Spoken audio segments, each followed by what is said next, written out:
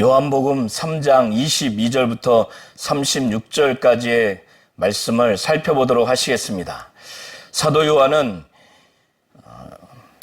침례 요한의 침례와 예수의 침례, 정확히 말하면 예수의 제자들의 침례를 비교하면서 22절부터 30절까지는 침례 요한의 정체성과 사역, 그리고 그의 사역의 태도에 대해서, 그리고 몇 가지에 대해서 말씀을 증거하고 있습니다.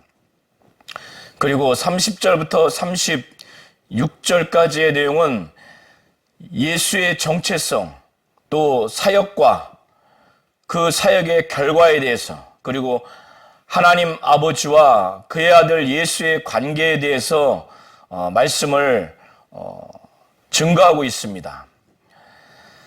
예수께서는 니고데모와의 대화를 한 후에 그의 제자들과 함께 유대 땅으로 가셔서 거기에 유하시면서 침례를 베푸셨습니다. 그리고 침례 요한도 살렘 가까운 에논 지역, 그곳에는 물이 많았습니다. 그래서 침례 요한은 그 지역에서 침례를 베풀었는데 사람들이 그에게 와서 침례를 받았습니다. 이러한 예수의 침례, 정확히 말하면 제자들이 침례를 베풀었죠. 그곳에 가서 침례를 받는 사람들이 많은 것을 보게 된 겁니다.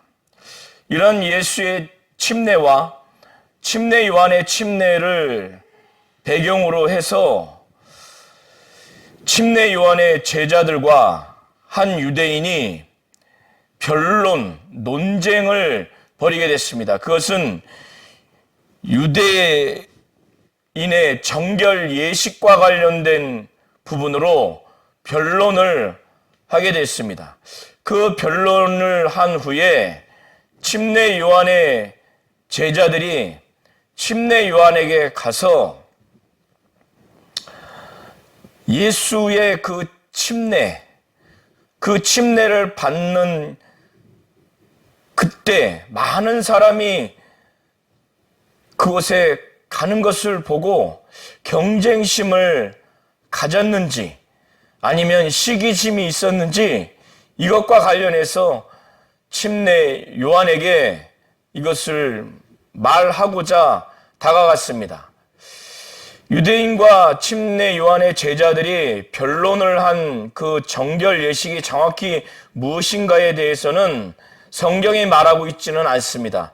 다만 예수의 침례, 또 침례 요한의 침례를 배경으로 해서 정결 예식과 어떤 관련성이 있어서 논쟁을 벌인 것으로 보여집니다.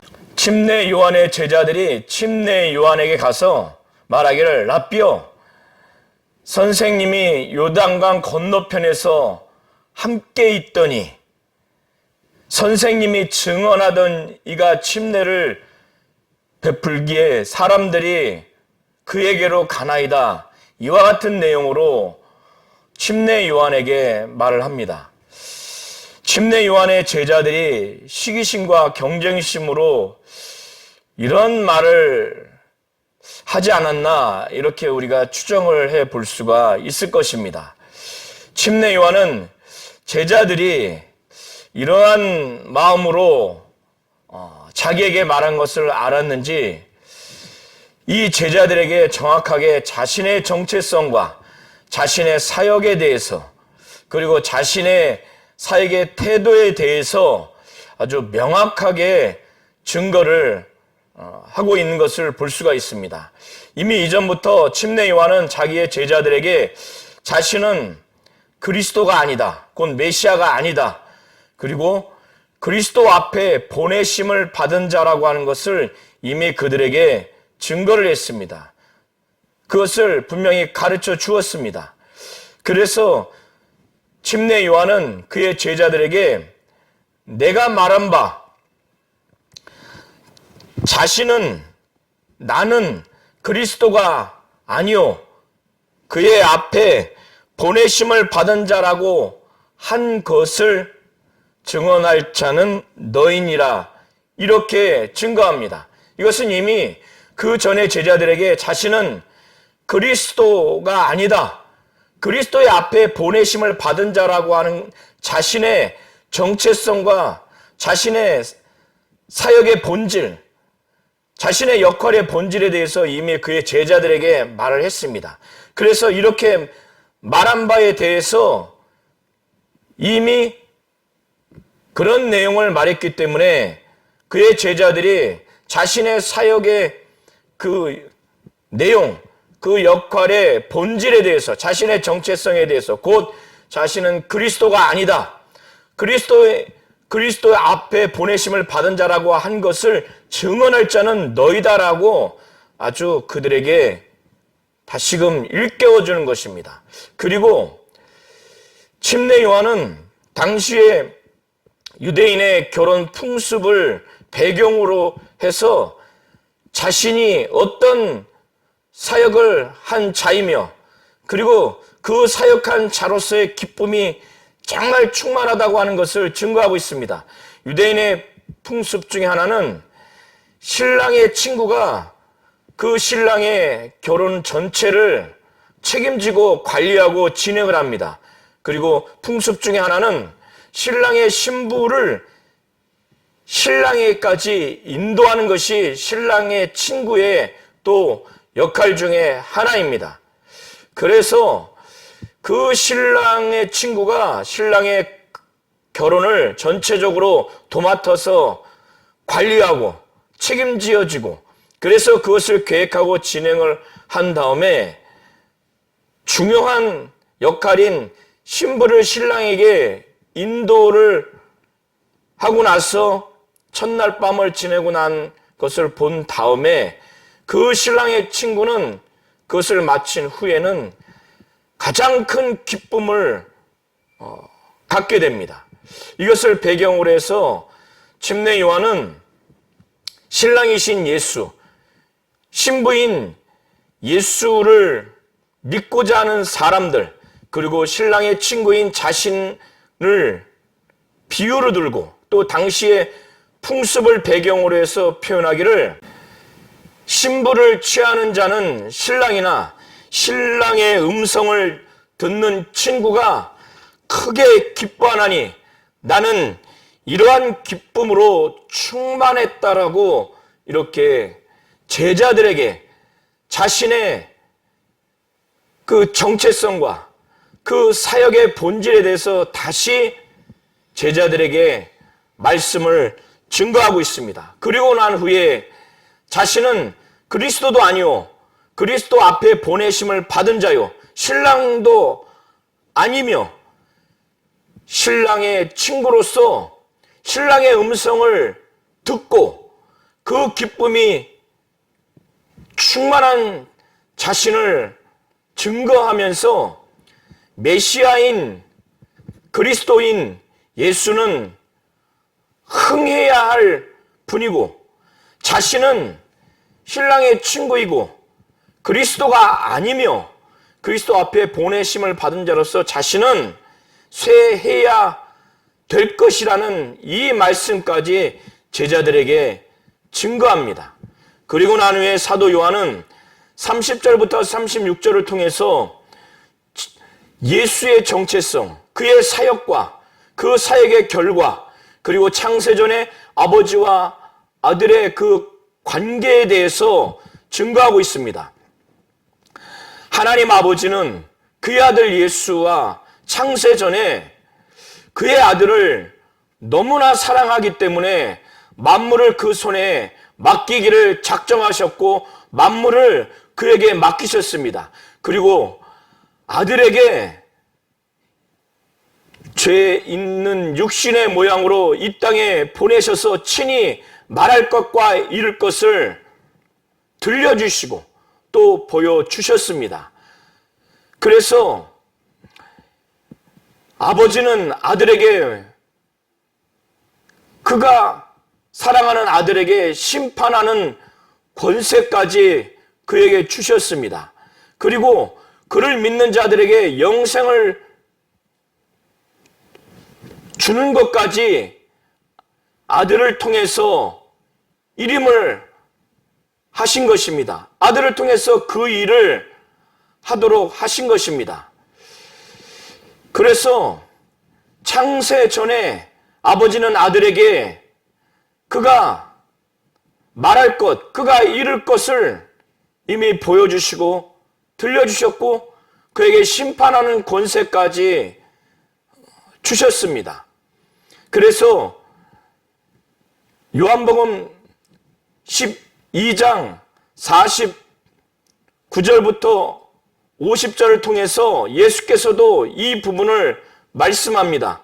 그는 자의대로 말하지 아니하고 그가 말할 것과 이룰 것을 아버지께서 친히